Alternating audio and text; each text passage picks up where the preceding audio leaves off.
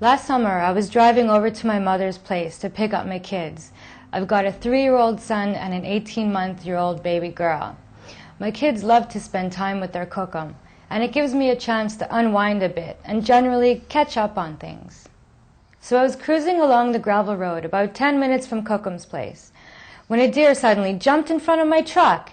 I didn't even see the deer until it was too late, and my truck slammed into the deer. I spun into the ditch and flipped my truck.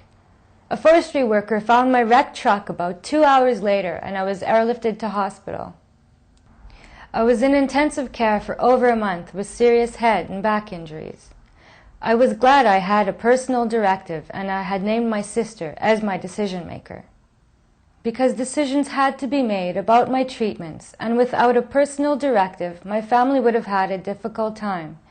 My sister knew just what I wanted because we had talked about it at different times before this happened.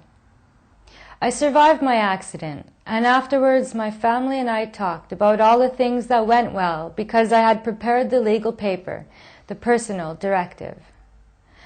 My sister told us the doctors talked to her before going ahead and doing procedures. My spiritual beliefs were respected and ceremonies were allowed in my room. That gave everyone a lot of comfort. Doctors took their direction from only my sister, so some family members could not make things worse by forcing their own way about decisions that had to be made while I was sick. A personal directive is a legal paper that allowed me to choose a person I trust to be my decision maker. My decision maker is a person who has agreed to speak for me if I am ever unable to speak for myself. In fact, the person I choose as my decision maker has a legal right to make decisions affecting my future.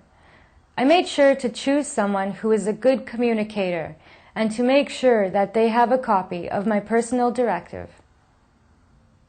At first, I thought a personal directive was about money, but it's not.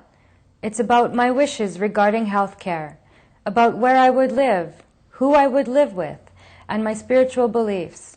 It's not about property, finances, or money, but about personal matters that are important to me.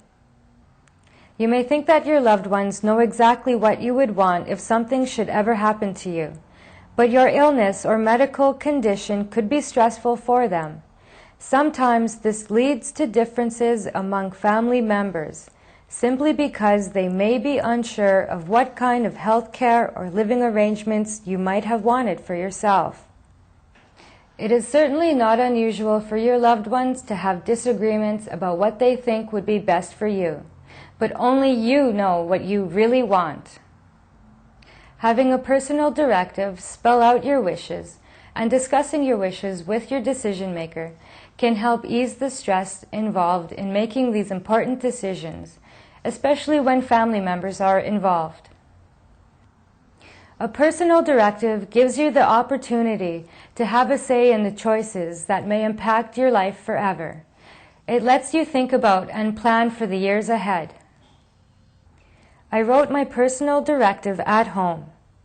It was automatically legal because it was in writing and dated and signed by me in the presence of one adult witness, who also signed my personal directive in front of me. It's a simple and flexible way to write down the things that are most important to you.